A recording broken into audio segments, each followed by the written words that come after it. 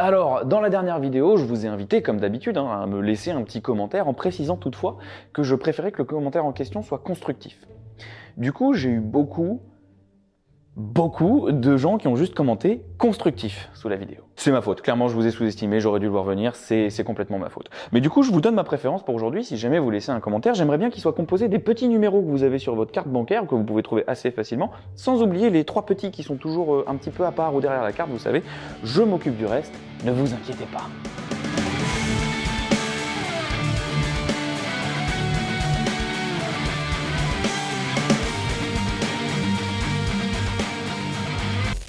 Bonjour à tous et à toutes, bienvenue dans la pièce du fond. J'aime beaucoup Hitman. Je vous ai déjà rapidement parlé du film de 2007 dans une vidéo sur le métatexte, plus comme un exemple qu'autre chose parce que c'était ma première rencontre avec un film qui explosait le 4e mur. Mais au final, on n'a jamais vraiment parlé en détail du jeu et surtout, personnellement, je m'étais jamais intéressé au second film sorti en 2015 et que je me dois de vous faire découvrir aujourd'hui parce que c'est quand même une sacrée pépite. Et je pèse mes mots. Puis bon, honnêtement, vu la qualité du film dont on va parler aujourd'hui, je pense que des films Hitman, il n'y en aura pas 50 autres, quoi. C'est, à mon avis, la vidéo aujourd'hui, là, c'est l'occasion ou jamais de parler de Hitman. Ah, je pense qu'on va être tranquille un moment au cinéma, sans le voir, le gars. Donc pour les 4 du fond qui ne connaîtraient pas la licence, Hitman, c'est une saga de jeux vidéo initiée en 2000 et qui court encore aujourd'hui. On y incarne un tueur à gages qui s'appelle 47 et qui travaille pour l'agence. Et qui aura pour mission à chaque niveau du jeu d'atteindre une ou plusieurs cibles pour la tuer. Mission parfois complétée par des objectifs annexes comme récupérer ou détruire des documents, ce genre de trucs. Pour accomplir votre mission, vous pourrez bien sûr compter sur les compétences particulières de 47 puisqu'il est capable de manier à peu près toutes les armes à feu et armes blanches, les explosifs ou même les poisons, mais il est aussi particulièrement doué pour l'infiltration et le camouflage.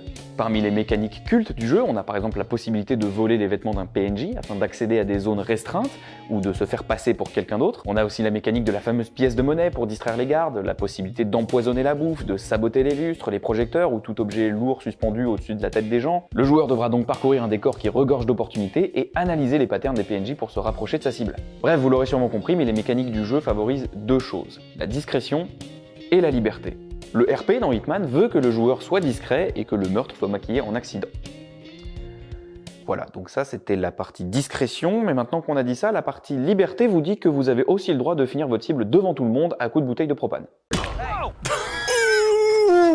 Un des premiers termes qui est souvent utilisé pour qualifier le jeu Hitman, en général, c'est bac à sable. Parce que le joueur est littéralement lâché dans un niveau et qui peut y faire à peu près ce qu'il veut. C'est à vous de pousser les potards du truc pour voir à quel point le jeu est permissif. Et bien sûr, une liberté pareille ne pouvant être retranscrite fidèlement sur grand écran, vous comprendrez pourquoi les studios se sont toujours refusés à adapter le jeu au cinéma. Je déconne. Bien évidemment qu'il a été adapté au cinéma. Les jeux ayant eu un certain succès avec les années, Hitman a bien sûr été adapté au cinéma une première fois en 2007. Réalisé par Xavier Jean et mettant en scène Timothy Olyphant et Olga Kurilenko, l'histoire suit 47 qui, après avoir assassiné le président russe, se retrouve trahi par l'agence et doit protéger une jeune femme prise au milieu du bordel. Alors je vais pas vous parler du film en détail, déjà parce que, encore une fois, Karim Debache existe, mais surtout parce que mon avis sur ce film rejoint l'avis général. C'est un film que je trouve très moyen. En fait, c'est presque triste de voir le résultat parce que Jean, c'est un grand fan du jeu vidéo et il voulait en faire une adaptation depuis longtemps. Mais le film restant une commande des studios, on lui a retiré la director's cut, son film a été confié à un autre monteur et a subi des reshoots. Du coup, le film bégaye un petit peu.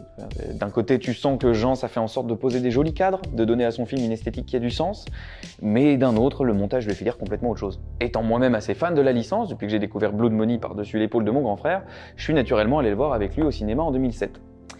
En ayant quand même en tête qu'il n'y avait pas grand-chose à adapter. Partant de ça. Parce qu'il faut dire ce qui est, filmer un bac à sable, c'est quand même très chiant. Le truc, c'est que le scénario d'Hitman, le jeu, a jamais été son point fort. C'est pas la raison pour laquelle les gens y vont. On y parle d'agences gouvernementales secrètes, de tueurs à gages clonés. C'est assez cliché, assez tiré par les cheveux et finalement assez peu intéressant. Mais c'est pas très grave, parce que c'est pas le cœur du jeu, encore une fois. L'histoire, en général, elle sert plutôt à travers les briefs qu'on a avant chaque mission pour motiver l'assassinat que vous allez commettre. Tout ça pour dire que la faiblesse du scénario n'est pas un défaut du jeu, parce qu'il se rattrape par son gameplay.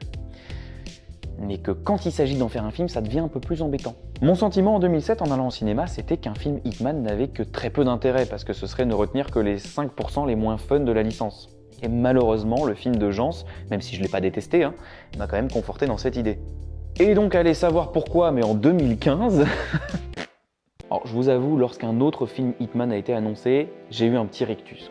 Ouais, le rictus que tu as quand on t'annonce un truc que t'attendais pas et que tu sais complètement vouer à l'échec. La bande-annonce qui était sortie à l'époque vendait le film comme un concentré d'action assez générique.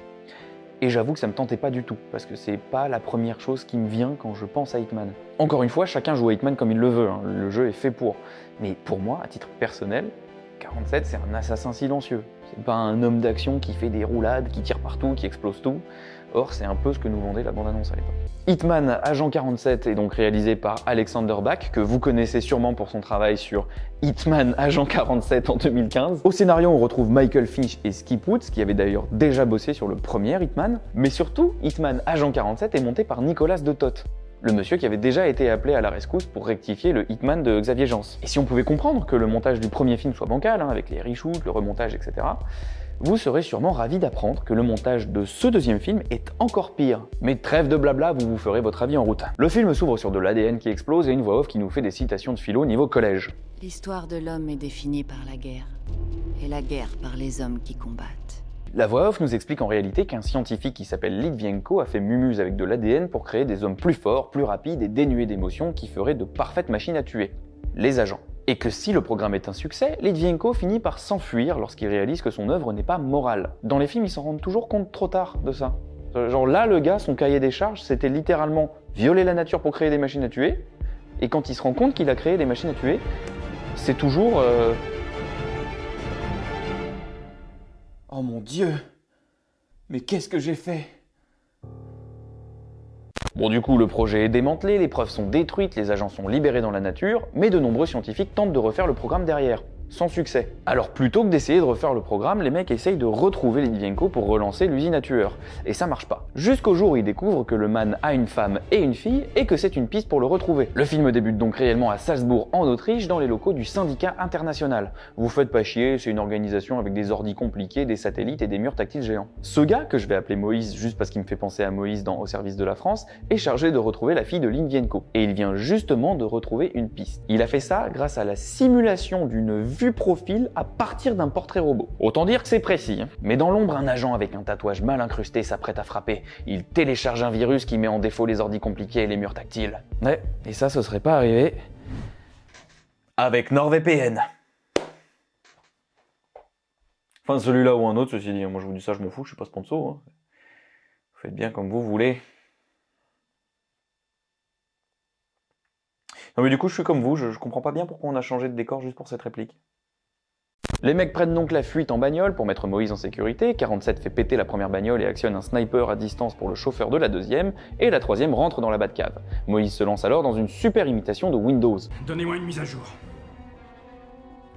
J'ai dit donnez-moi une mise à jour! Malheureusement, les agents de sécu sont déjà morts. Agents de sécu qui utilisent d'ailleurs des mélangeurs vidéo que je soupçonne d'être des Panasonic UHS 410. Et c'est très bien comme produit, mais c'est juste que ça sert pas du tout à faire de la surveillance comme ça. C'est ce qu'on utilise par exemple sur un plateau télé, pour passer d'une caméra à l'autre, lancer les clips, etc.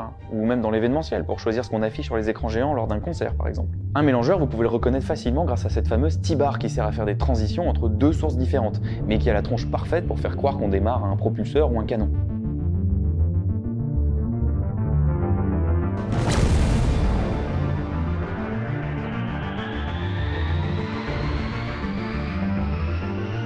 De manière générale, comme ça fait un gros pupitre avec plein de boutons qui s'allument, c'est idéal pour représenter un cockpit de vaisseau ou un gros ordinateur compliqué. Les films des années 70 et 80 notamment, ils ont raffolé de cette astuce-là pour leur décor. Par exemple, c'est la T-bar d'un mélangeur vidéo qui détruit Alderaan dans Star Wars. Alors que là, en réalité, le mec, il vient juste de faire une transition en fondu entre deux sources. Et donc là, c'est pareil, c'est des mélangeurs vidéo.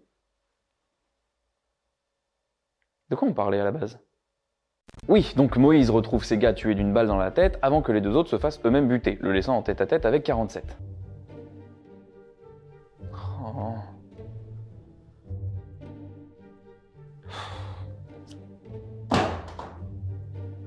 Où est la fille ? Dit le corbeau. Je ne sais pas, dit le renard. Mais si, tu sais, dit le corbeau. Mais non, je ne sais pas, dit le renard. Je vais te crever, dit le corbeau. Elle est à Berlin, dit le renard. Moïse essaye alors de saisir une arme, mais malheureusement 47 a piégé l'armurerie. Cela déclenche une alarme qui, comme dans beaucoup de films, fait clignoter les lumières, histoire que ce soit 10 fois plus galère de s'orienter et de s'enfuir. Tout le contraire de ce que devrait faire ce genre d'alarme.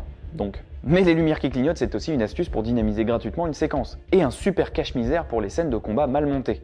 Et ça, croyez-moi, Le film il en a bien besoin. 47 est donc pris en chasse dans le Lasergame de Dunkerque et bute tout le monde avec des cabrioles inutiles et du pam-pam-pam piou-piou-piou. Vu que bien sûr personne ne le touche alors que lui c'est une balle, un mort. Il quitte ensuite les lieux en prenant quand même une pause giga badass pour faire apparaître le titre du film. Pendant ce temps, à Berlin, une femme, Katia de son prénom, se pointe au service des archives. Elle souhaite éplucher des dossiers pour retrouver un homme avec des critères assez légers, dirons-nous. Il aurait vécu à Berlin entre 1989 et 1990.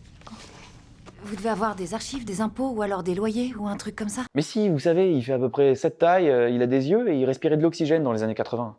Vous avez dû le voir passer. Bon, vous et moi, on aura compris que c'est la fille du scientifique qui a créé les agents et que, comme tout le monde, elle est à sa recherche. Mais bien évidemment, avec des critères pareils, la dame des archives l'envoie chier. Du coup, Katia prend le bus, le temps pour L'Oréal de faire plein de gros plans sur les mains des passagers, quelque chose qui ne sera jamais développé ensuite, de nous montrer que la caméra de surveillance du bus a filmé Katia et qu'un des passagers la prend en filature. Elle va ensuite se procurer un faux passeport auprès d'un mec qui va lui donner le meilleur conseil du monde. Faites bien attention, jeune fille. Ce monde est très dangereux. Méfiez-vous. Sur la route de l'appart, L'Oréal va avoir une soudaine envie de travelling compensé au moment où Katia active son Spider Sense. Elle va en effet percevoir une agression en cours dans l'immeuble d'à côté, à je sais pas quel étage, et avoir des visions de ce que font les habitants de l'immeuble. En l'occurrence, elle va voir une famille se mettre à table et un mec dans son canapé jouer à Hitman Absolution.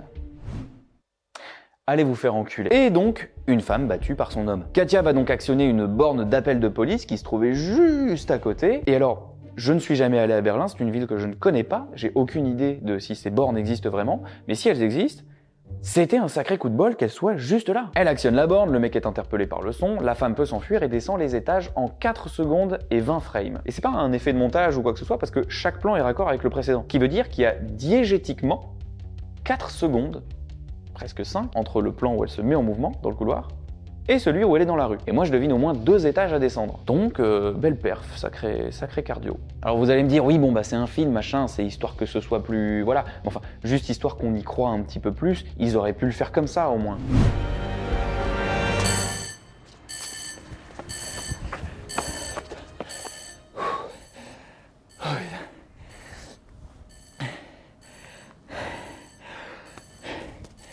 J'ai pété mon record. Il y a 2 jours, je passais pas les 7 secondes. Mais merci d'avoir appuyé sur le... C'est cool.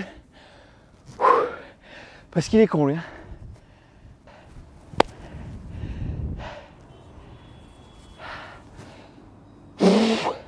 Pendant ce temps, on voit 47 arriver dans son Airbnb, au ralenti. C'est plus classe. Lancer la localisation de Katia sur son PC et patienter sur le canapé pendant des heures en attendant que le PC bosse. On dirait moi pendant l'export d'une vidéo. Putain, j'aurais dû ramener ma Switch. Katia, de son côté, est de retour dans son petit cocon chaleureux, d'où elle fait des recherches pour retrouver son père et où elle prend de la drogue en pleurant dans son lit en PLS. De son côté, donc, le PC de 47 a localisé l'immeuble où se trouve Katia. C'est alors que Diana, le contact de l'agence auprès de 47, l'appelle pour l'informer que quelqu'un d'autre est sur la piste. Non, inconnu. Capacité technique, inconnue. Merci Diana en tout cas, hein. Tes infos là, ça m'aide. Ça m'aide. Vous avez 48 heures pour éliminer les 2 cibles. Mais pourquoi 48 heures? Il se passe quoi après? Oh, parce que merde, voilà pourquoi. Déjà, je suis la seule à bosser sur ce dossier. Alors... Dans son sommeil, Katia est réveillée par son Spider Sense qui lui donne littéralement des visions du futur. Genre ça là, c'est littéralement une scène à venir. Alertée et en panique, elle sort un plan du métro et comme la caméra filme en gros plan la station Alexanderplatz. J'ai fait espagnol. Et j'étais mauvais. Elle décide de s'y rendre. Mais le temps presse, 47 est dans les couloirs. Vite, il faut remballer ses affaires, embarquer ses recherches, fuir pour sa vie, fuir à... Alexanderplatz. Bon alors après ce qui est pratique c'est que 47 a cette fâcheuse tendance à marcher au ralenti quand les autres eux vivent en temps réel. Pour s'enfuir c'est plutôt pratique. Si bien que lorsqu'il arrive dans l'appart, elle n'est déjà plus là. Il va alors inspecter le plan de métro que Katia a bien sûr laissé là et poser tout de suite son gros doigt sur la bonne station de métro. Alors comment il déduit qu'elle va précisément dans cette station là? On va supposer que c'était la plus proche. Mais est-ce vraiment le cas? Sur ce plan où on voit Katia s'enfuir, on a une vue globale de la ville qui nous permet de localiser l'emplacement de son appartement à Berlin. Je suis pas sûr qu'on ait le temps pour ça. On y trouve quelques repères qui aident pas mal. Le plus évident, c'est bien sûr la tour du Fernsehturm. Juste à côté, on devine aussi la tour du Park Inn, un hôtel qui est proche de la première tour mais dont l'angle de vue nous oriente sur la position de la caméra. L'avant-dernier détail important, c'est ce clocher qui, à n'en point douter, est celui du Altes Stadthaus, l'ancien hôtel de ville. Une fois les 3 points identifiés, et compte tenu de leur distance et de leur angle de vue à l'image, je sais que je dois chercher au sud-est de la zone pour savoir où ce plan a été filmé. Le dernier détail qui va m'aider dans ma recherche, c'est ce toit, que je retrouve sans difficulté en me baladant dans Street View grâce à sa forme, sa couleur et aux 4 petites fenêtres à sa base. Il s'agit du musée de la Marche de Brandebourg. Il me reste à identifier le toit exact sur lequel court Katia. Il ne ressemble en rien à la toiture du musée et les toits des bâtiments aux environs ne semblent pas correspondre non plus.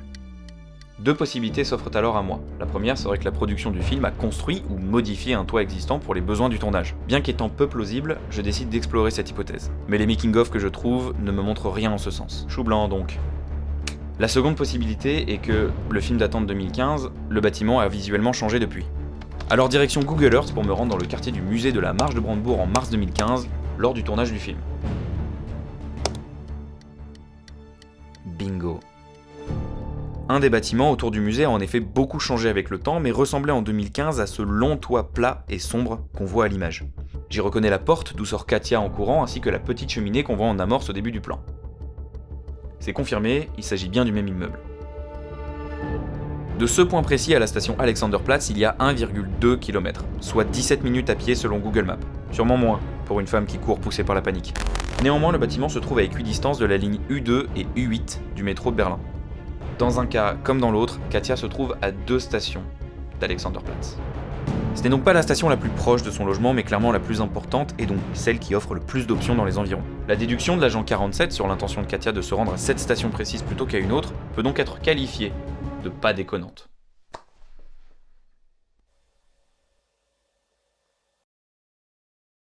Donc Katia rentre dans le métro. Mais à Alexanderplatz. Oui! Ouais, c'est pas déconnant. C'est alors que débarque le monsieur qui l'avait pris en filature depuis leur descente du bus et qui va lui dire « Viens avec moi si tu veux vivre ». Vu que le Spider-Sense confirme que 47 est en chemin, Katia va faire confiance à... Oui, tiens, d'ailleurs, c'est quoi son nom, lui? Moi, c'est John. John Smith. Ouais, c'est original comme nom, ça. Vu que chacun peut choisir, moi je choisis. Je m'appelle Jack Vortex.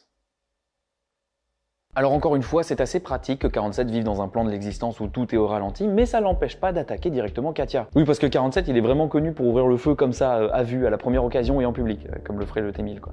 Je suis le premier à dire qu'il faut pas être à cheval sur la fidélité aux matériaux sources, mais enfin 47, il y a quand même pas 1 milliard de choses pour le définir, c'est un assassin discret et chauve. Vous lui avez mis des cheveux, vous le faites tirer à vue. Ceci étant dit, le film fait quelque chose que je trouve original et que je n'attendais pas. 47 est l'antagoniste. Dans le jeu, c'est le personnage qu'on incarne, et encore une fois, chaque brief de mission justifie l'assassinat qu'on est sur le point de commettre. Donc globalement, oui, on s'identifie à ce personnage-là, quand bien même c'est pas quelqu'un de bien. Ici, la dynamique qui s'installe, donc, c'est clairement la même que Terminator, hein, et c'est pas inintéressant. C'est mal fait, ça oui, mais c'est pas inintéressant. Bloqué dans sa parodie de T-1000, 47 va entamer une marche-poursuite après Katia, hein. Vas-y que ça esquive les balles avec un petit mouvement d'épaule, vas-y que ça lance des PNJ sur Kyle Reese, que ça casse son pistolet, vas-y que ça saute sur le métro, donc là ils sont morts par exemple, puis sur les rails, remords, vas-y que ça se castagne dans une séquence mal montée où 47 met 2-3 patates avant de se retourner vers son objectif comme un putain de robot, avant que John Smith revienne à la charge pour lui étrangler le bras, je comprends pas trop ce qu'il essaie de faire et je crois que 47 non plus comprend pas. Et enfin, vas-y que ça se couche sous le métro. Turbo, mort. Finalement, John et Katia rejoignent le parking où se trouve un truc qui ressemble quand même fort à un pied d'éclairage et son enrouleur à 24,45 €, mais ça reste assez flou pour laisser le bénéfice du doute. Au parking les attend surtout leur collègue qui va les évacuer dans une sublime Citroën CX. Quand je vous dis que le film cultive l'inattendu, ils prennent la fuite avec 47 qui marche toujours au ralenti derrière eux mais qui parvient quand même à buter le chauffeur d'une balle en pleine tête malgré la distance, et ce, 1 seconde et 13 frames après que le chauffeur ait dit « Calmez-vous, Katia, vous êtes en sécurité. On nous a demandé de vous... »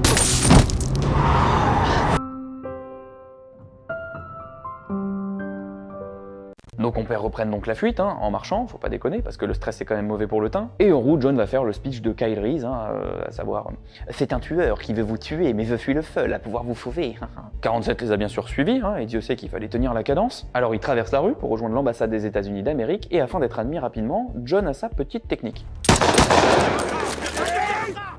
À l'intérieur, Katia se fait interroger par Hans Zimouche. C'est comme Hans Zimmer, mais en moins cher. C'est alors que le sens d'araignée montre à Katia que 47 débarque à l'accueil du bâtiment avec à peu près la même technique que John et Katia avant lui, c'est-à-dire débarquer avec plein de flingues pour se faire arrêter. C'est à son tour d'être interrogé par Hans Zimuth, et je passe très vite sur cette scène parce que c'est un échange de répliques on ne peut plus convenu, qui se permet de citer Rorschach dans Watchmen, C'est vous qui êtes coincé ici avec moi. et qui devient définitivement con quand 47 tape la table pour que le fusil tire afin de briser sa chaîne et qu'il puisse se libérer. Il ne savait pas que c'était impossible, alors il l'a fait. Puisqu'ils entendent l'évasion de 47 et se doutent que ça va chauffer pour leur cul, John et Katia s'évadent à leur tour. Mais 47, en cosplay de garde, peut suivre leur déplacement grâce au rapport de ses faux collègues à la radio. Une scène pas très utile quand on y réfléchit. Je veux dire, avant ça, ils se faisaient poursuivre par 47. Ils entrent dans l'ambassade, ils sont interrogés pendant 12 secondes sans que ça nous apprenne grand chose, et maintenant ils se retrouvent pris en chasse par 47. Comme avant. Et vu que leur prochaine action, ça va être de réquisitionner une bagnole, je vois pas pourquoi ils auraient pas pu le faire directement. Ah bah je suis pas tout à fait d'accord, au contraire, hein, je trouve que ça aide à comprendre les personnages et à s'identifier à eux dans leur quête de... Oui non bon j'avoue, en fait j'ai fait cette scène juste pour vous montrer le super ralenti que j'ai appris à faire là avec le sniper quand il tape sur la table. Je voulais vous montrer ça parce que... Ça vous a plu ? Les gentils réquisitionnent donc une voiture pour se barrer et John profite du trajet pour faire un point à Katia sur son père. Enfin, en réalité, c'est à ce moment-là que Katia apprend que c'est son père. Jusque-là, elle le cherche partout sur le globe, mais c'est pas vraiment pourquoi. Donc elle a le droit au résumé que nous on a eu dans l'intro en voix off, hein. Son père était généticien, il a augmenté des humains pour en faire des tueurs parfaits, les méchants veulent le retrouver pour relancer l'usine, blablabla, etc. Et 47 pendant ce temps-là, oh bah il les poursuit. À pied, pendant que eux roulent quand même un certain temps en voiture, lui il monte des marches, histoire de trouver un petit point de vue sympa pour son sniper. Alors, soit la gestion des distances et du temps dans le film est complètement claquée, soit ça roule très mal à Berlin. Finalement, il les perd de vue, alors il va anticiper leur trajet pour les choper au prochain carrefour. L'intersection, hein, pas le magasin. Moi aussi j'ai cru, mais ça n'a rien à voir. Et la balle qu'il tire traverse la ville, passe à travers le métro et va se loger en plein dans l'épaule de Katia. Voilà. Et fondu au noir. Le lendemain, le jour se lève sur l'hôtel Frank. Ce qui nous permet d'admirer le magnifique rideau de douche que l'hôtel propose. Regardez-moi ce magnifique rideau de douche. Après la douche, Katia retourne alors auprès de John pour échanger des regards dignes du plus beau Dramatize Me. C'est votre vrai nom, John Smith? Ah, toi aussi tu trouves que ça sonne un petit peu con. C'est Brian. T'es pas très fort en prénom, hein. Nos deux héros vont essayer d'avoir de l'alchimie, mais sans succès, avant de partager leurs connaissances sur Litvinenko pour déterminer le pays où ils pourraient se cacher. John va aussi apprendre à Katia qu'elle aurait elle-même fait partie des expériences de son père pour être améliorée. Donc c'est pour ça que j'ai tout le temps peur. Ouais. Oui, ça et le fait que tu vois dans le futur en fait. C'est alors que débarque 47, il met 4 balles dans le cœur de John Brian Smith, il assomme Katia et l'enlève avec la plus grande des discrétions. Et au ralenti. Oui, parce qu'en fait, je vous l'ai pas dit, mais quand tu lui tires dessus avec le sniper, c'est ni pour la blesser, ni pour la tuer, mais pour lui mettre un traceur dans le bras. Et que du coup, c'est pour ça qu'il y a un fondu en noir, et c'est comme ça que maintenant il les a retrouvés, voilà. Le film est cohérent, vous êtes content? Katia se réveille un peu plus tard face à 47, qui va alors lui expliquer qu'en fait, les gentils sont les méchants, et les méchants sont les gentils. Il va aussi déclencher des flashbacks en lui touchant l'épaule, parce que c'est comme ça que ça marche, les flashbacks. Et donc, les flashbacks nous révèlent que Katia était une expérience plus ou moins comme les autres, que 47 et elle étaient dans la même promo, et qu'elle s'est échappée avec ses parents à un moment, quoi. Ils se sont échappés. Et que pour la protéger, Litvinenko a caché sa fille sous une trappe mais n'est jamais revenu. Afin de révéler son potentiel d'agent et de la forcer à se libérer de ses liens, 47 va activer une énorme turbine devant laquelle elle était en fait attachée. Mais enfin, on s'en fout, elle active le slow-mo, elle respire un grand coup et elle se libère. Elle rejoint alors 47 histoire d'échanger des phrases à la con, et les méchants font leur grand retour pour servir de tuto à Katia, puisque 47 va lui faire une démo de comment est-ce qu'on tue des mecs quand on est un agent. Et en général, la technique c'est de faire des entrées de champ merdiques. Bon, je dirais que si vous avez joué au jeu, vous connaissez cette scène, parce que c'est une scène où 47 va utiliser des mécaniques du jeu. Il utilise son environnement, arrive par derrière accroupi, donc c'est tout comme dans le jeu, mais en nul. Voilà.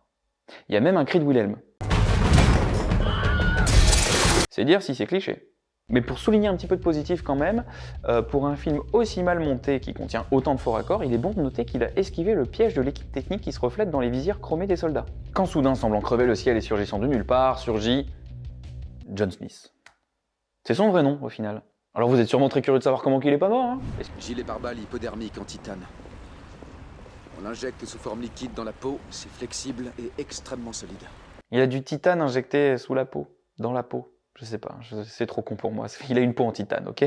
Alors qu'il domine 47 et qu'il pourrait le tuer, John Smith temporise puisqu'il tient à ce que ce dernier admette être inférieur, vu qu'on a affaire à un méchant qui a la maturité d'un gosse de 11 ans. Katia refait surface pour sauver l'affaire, elle brise la vitre derrière laquelle se trouve encore une énorme turbine, ce qui assomme le méchant et les gentils peuvent se sauver. Vu que le temps passé ensemble a renforcé leur relation, Katia décide de révéler à 47 où se trouve son père, puisque entre-temps elle l'a déduit. Et donc, il est à Singapour. Mais Diana de l'agence écoutait la conversation et passe un appel mystérieux.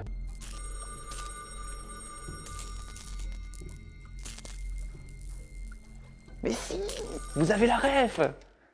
Bon, ça n'a aucun sens, mais vous l'avez! De retour dans la chambre d'hôtel, John Smith va fouiller les affaires de Katia pour essayer de déduire où est son père, elle qui était si proche de lui avouer. C'est alors que son regard se pose sur la carte et en particulier sur Singapour, où se trouve une note précisant « Oh wow wow, netchej brefeuse ». Aucun doute, il est là-bas.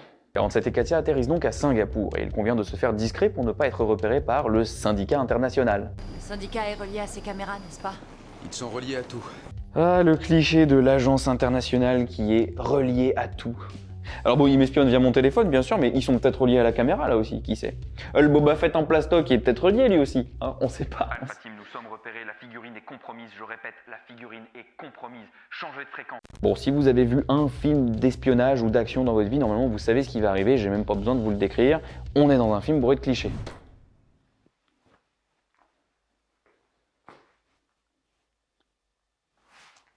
Cette scène où les personnages vont chercher à éviter des caméras de surveillance avec une chorégraphie bien huilée, vous l'avez déjà vu à peu près partout. Sauf qu'ici, comme d'hab, c'est mal fait. En fait, c'est symptomatique de beaucoup de choses dans le film. Il se prend grave au sérieux avant de faire quelque chose de franchement pas très impressionnant. Ce qui fait qu'à vouloir avoir l'air cool, le film a l'air con et ringard. Cette scène-là, typique de film d'action et d'espionnage, elle te vend le truc comme une masterclass de chorégraphie, alors que c'est pas très impressionnant d'une part, risible d'une autre, avec des plans comme celui-là, et surtout inutile, puisque Katia se fait bêtement filmer en sortant de l'aéroport. En fait, c'est comme la scène de l'ambassade américaine. T'as l'impression que... mais en fait, non. J'ai une question. Je vais devenir comme vous, c'est ça?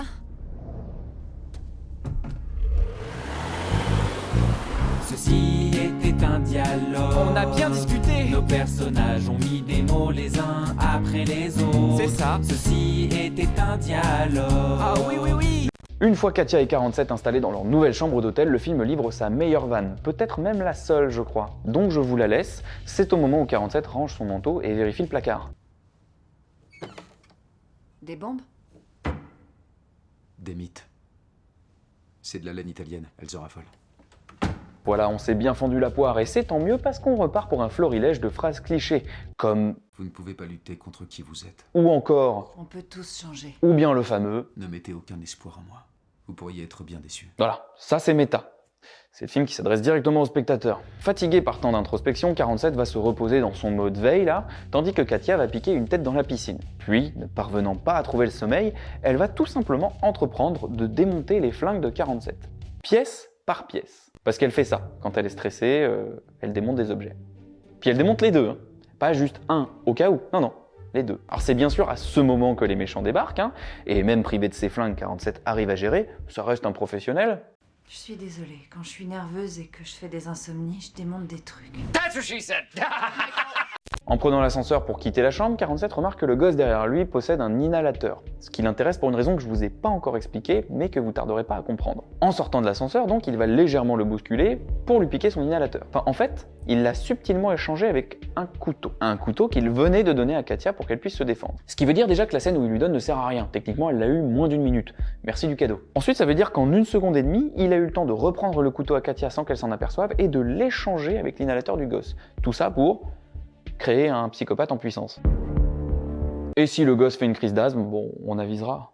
Katia se rend alors à la serre du jardin botanique de Singapour où elle sait que son père se trouvera car il aime les orchidées et qu'à ce moment précis, les orchidées sont en fleurs. Elle retrouve donc son paternel en train de dessiner des orchidées et on est reparti pour des dialogues que, encore une fois, vous avez déjà entendus. Globalement, ça se résume à « J'ai vraiment aimé ta mère, tu sais. Mais c'était pour te protéger. Tu lui ressembles tellement. Trouveras-tu la force de me pardonner? Ce sont nos actes qui définissent qui on est, tu sais. » Quelqu'un est chaud pour un grec, donc je vous passe les détails de la conversation, bien qu'elle contienne des répliques d'anthologie comme celle-là. On t'a donné les outils pour que tu sois libre. Je ne suis pas libre. Non, Peut-être pas, Katia. Ceci était un dialogue. On a bien discuté. Nos personnages ont mis des mots les uns après les autres. Et si vous êtes attentif, vous remarquerez que Litvinenko utilise un inhalateur. C'est pour cette raison que... Oh, attention! Poussez-vous! Le trio prend la fuite en placement produit rouge, mais sont rattrapés par les méchants. On a donc une course-poursuite dans un parking qui en ferait rougir celle de Demain ne meurt jamais. Voilà, ça c'est ce que j'aurais dit si 47 faisait un truc aussi cool que piloter sa voiture avec son téléphone portable depuis la banquette arrière. 47 se débarrasse des motards, puis de John Smith dans la voiture, grâce au coup du « moi je passe, mais pas toi ». Et pendant la balade, 47 et Litvinenko livrent un peu plus d'exposition pour dropper le nom du grand méchant du film, Antoine Leclerc. Bon, je vous en ai pas parlé jusque-là parce qu'honnêtement, il sert pas à grand chose dans le film et à chaque fois qu'on le voit, c'est pour des interventions de quelques secondes où il dit des trucs du genre « Ramenez-moi la fille ». Ben voilà, ils en parlent maintenant pour dire que c'est le grand méchant, que le mec veut son armée d'agents et qu'il s'arrêtera jamais de les pourchasser, mais qu'en même temps on peut pas le buter parce que le gars est inatteignable, reclus dans son bureau, entouré de gardes et ayant survécu à 14 agents jusque-là. Je me demande s'il va mourir d'ici la fin du film. Du coup. Soudain, la voiture se retrouve criblée de grappins et immobilisée au milieu d'un carrefour. Pas le magasin. Moi aussi j'ai cru, mais rien à voir. Une séquence assez courte mais très mal montée avec pas mal de faux raccords et les mecs de l'équipe technique qui passent nous faire coucou. Vu que les méchants commencent à descendre en tyrolienne, 47 sort du véhicule et va les buter un par un. Et bien sûr, une fois de plus, personne ne le touchera lui. Enfin, ni lui ni personne, à vrai dire. Les soldats ne touchent personne. Du coup, 47 se permet même une petite pirouette qui sert à rien, juste pour pouvoir montrer son move stylé au moment de se relever. Ça sert à rien. Et ça fera un plan cool pour la bande-annonce. Finalement, le père Litvinenko se prend une balle dans la jambe, mais n'allez pas croire que le soldat l'a fait exprès, surtout pas. C'est en mourant que son flingue a heurté le sol, faisant partir un coup qui, par hasard, touche Litvinenko. Oh bah faut pas déconner non plus. Vu qu'il va les ralentir pour prendre la fuite, Litvinenko demande au héros de continuer sans lui. Et bien sûr, Katia est déchirée de devoir abandonner cet homme avec qui elle a tissé un lien depuis 20 bonnes minutes quand même. Ouais pareil, je suis dévasté. Lorsqu'il force Katia à s'en aller, 47 glisse l'inhalateur qu'il a volé au gosse dans la poche de Litvinenko. Alors pour quelle raison il fait ça? Et surtout, vu qu'ils en ont pas parlé, comment Litvinenko est censé comprendre pourquoi il a ça dans la poche? On sait pas, et on s'en branle. Donc après cette scène déchirante, Litvinenko est récupéré par les méchants, et 47 endort Katia qui est un petit peu remontée contre lui. Et c'est toujours très discret, sa manière de se déplacer avec une personne inanimée dans les bras. Les méchants torturent donc Litvinenko, qui refuse de livrer les secrets de son travail. Vous êtes le résultat de technologies inférieures. Une expérience ratée. Les films comme ça ont toujours une notion bien à eux de raté. Je veux dire, le gars a une peau en titane. Le mec est invulnérable au couteau, il est à l'épreuve des coups de feu, tiré quasi à bout portant, il est pas plus gêné que ça par un accident de bagnole. 7 accidents de bagnole.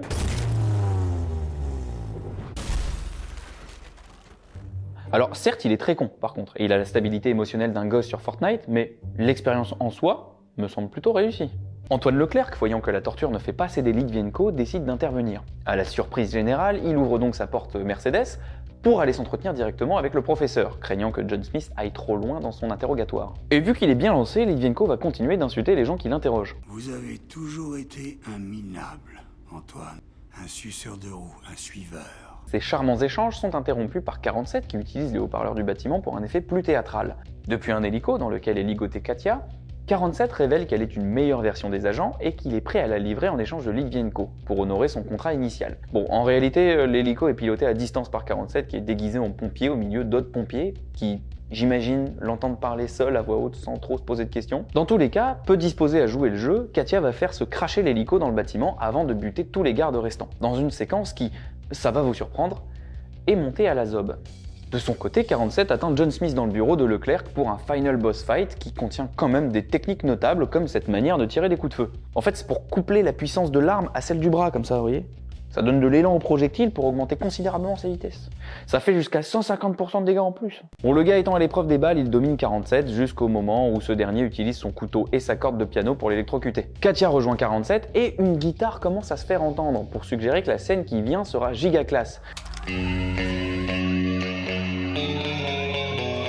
J'imagine qu'on verra donc les deux assassins faire des folies en tandem. Non, non, ne rêvez pas. Ils font ça.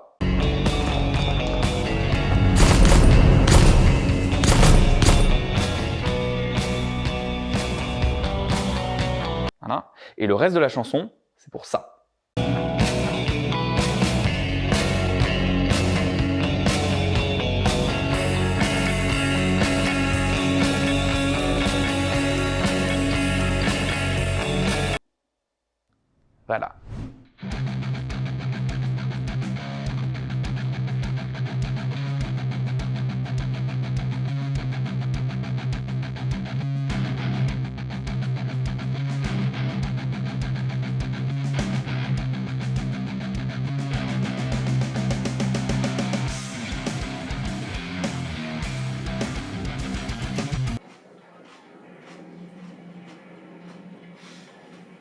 Bon, on approche de la fin, les méchants mettent Litvenko dans un hélico pour s'enfuir avec lui, 47 et 90, oui parce que je vous l'ai pas dit, mais Katia en fait elle s'appelle 90, sortent de l'ascenseur et butent tout le monde, une fois de plus, personne ne les touche alors qu'ils sont à 7 mètres avec un fusil d'assaut, mais en même temps, regardez 47, il se déplace telle la gazelle, puis il prend une balle pour Katia, ce qui n'aura absolument aucune incidence pour la suite, c'est juste pour nous montrer qu'il y a un cœur sous cette carapace.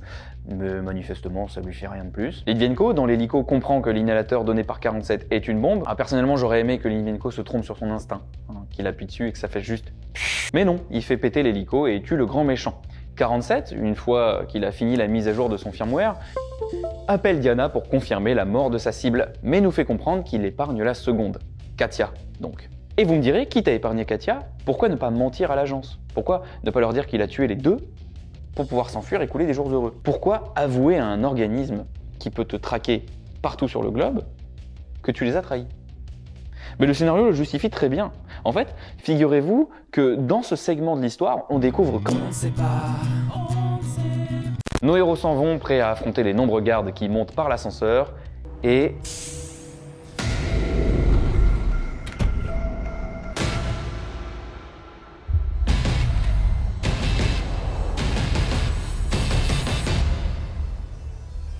Diana vous salue. Hein? Ça finit comme ça? Mais il manque une scène là.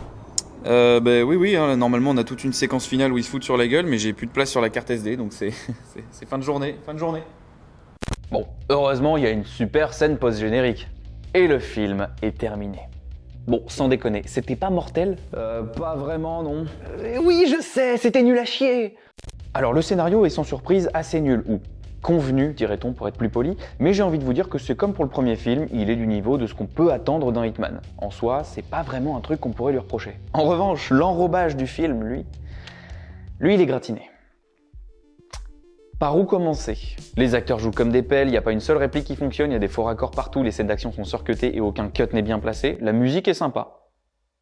Les coups manquent cruellement d'impact. Le film en fait des caisses, les méchants poursuivent toujours les gentils au ralenti, la photographie est quelconque, le montage est catastrophique et je sais que je l'ai déjà dit mais ça vaut bien le coup qu'on le dise 2 fois. Bon, et pour toutes ces raisons, il me semble évident que je vous conseille de voir ce film.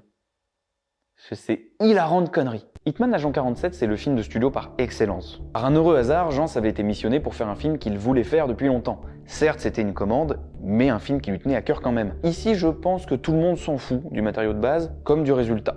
C'est fait sans la moindre affection, et ça se voit. Alors on va pas surjouer le procès non plus, hein. Ce film est mauvais comme le sont beaucoup d'autres, puisque de toute façon il ressemble à peu près à n'importe quel film d'action générique et qu'il n'a pas le monopole d'avoir été fait par des yes man, c'est quelque chose de très courant. Mais je tiens juste à souligner que j'ai passé un excellent moment devant. J'ai eu des rires francs devant ce film, des rires que beaucoup de comédies ne parviennent pas à m'arracher. Et c'est notamment parce que le film en fait des caisses pour paraître cool et qu'il en devient instantanément ringard. Je veux dire, même en 2015, qui a cru que ce plan au début était une bonne idée? Que cette entrée de champ était cool? Ou que ce plan était classe? Qui a cru bon de faire tourner la caméra pour suivre la roulade du personnage? Qui a cru que c'était cool de faire marcher les méchants au ralenti derrière les gentils? Qui a cru bon de mettre un cri de Willem dans le film? Alors qu'en 2015, ça faisait déjà souffler tout le monde. J'ai déjà énormément parlé du montage, mais honnêtement, il est très mauvais. Franchement, c'est un film à montrer à des étudiants et des étudiantes en montage, pour leur montrer comme leur travail sera important par la suite, et comment de menus détails peuvent rendre une action illisible, surtout dans un film d'action.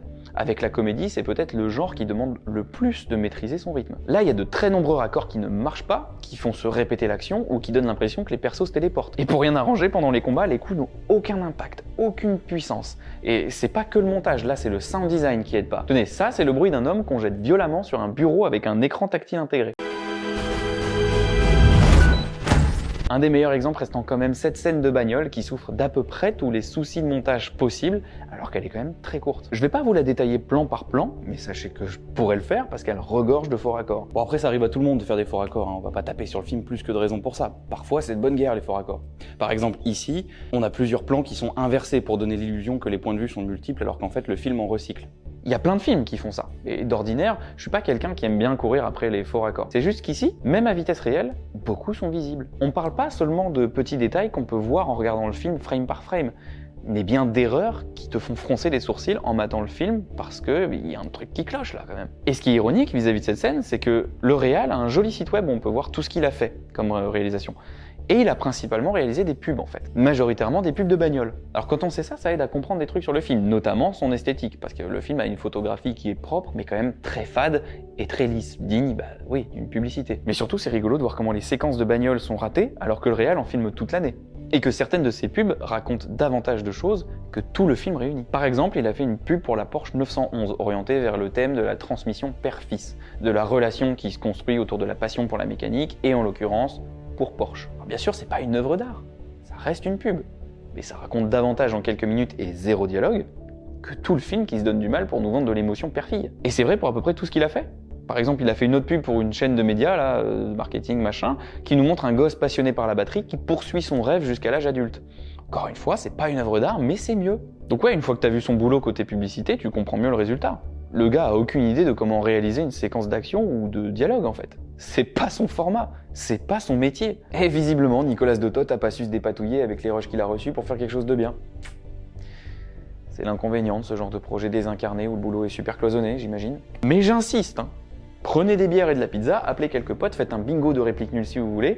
À regarder avec un peu de recul, c'est hilarant. Tout ça pour dire que malgré ma médisance sur le film, j'aimerais insister sur le fait que j'ai passé un excellent moment devant. J'ai passé un excellent moment à rire du film, à le voir tenter des trucs qui n'aboutissent jamais, à le voir se prendre au sérieux et devenir complètement ridicule.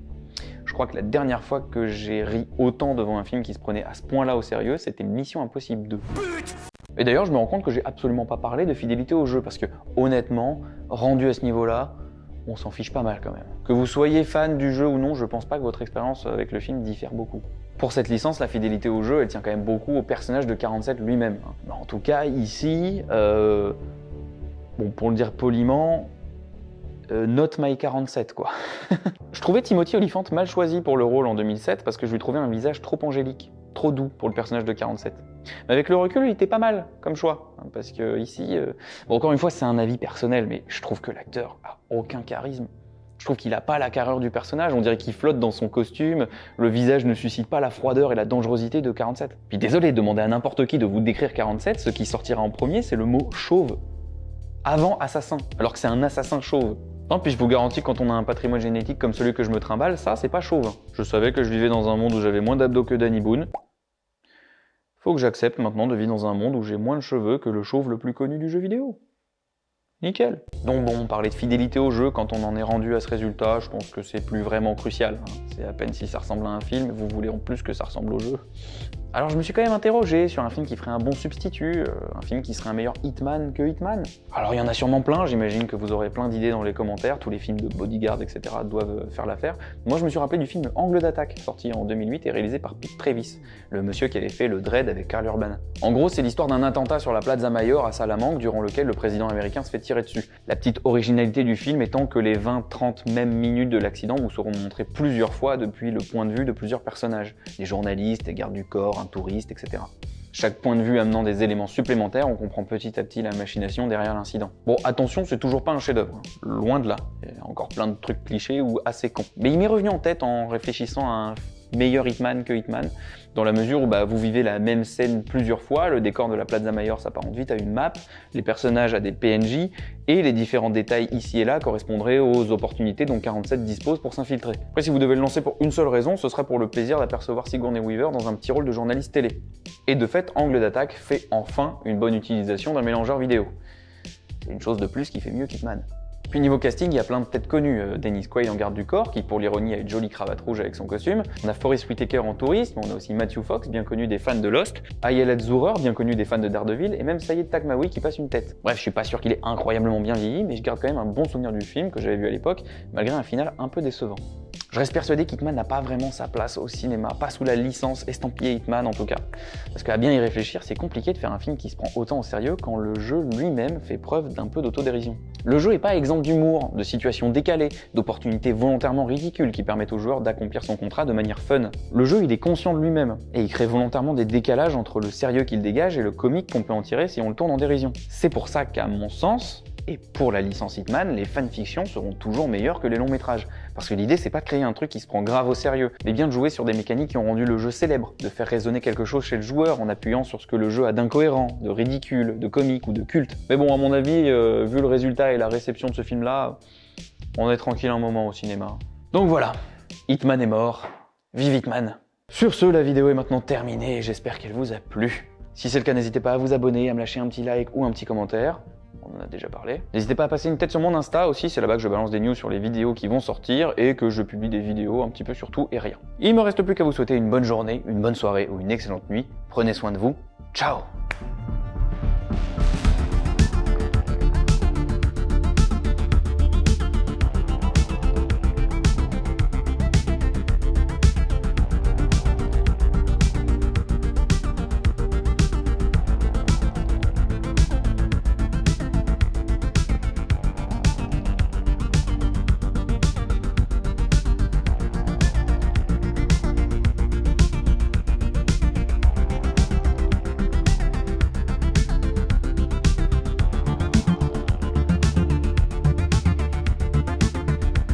Ça manque de ralenti quand même. J'ai peur que le film passe vite.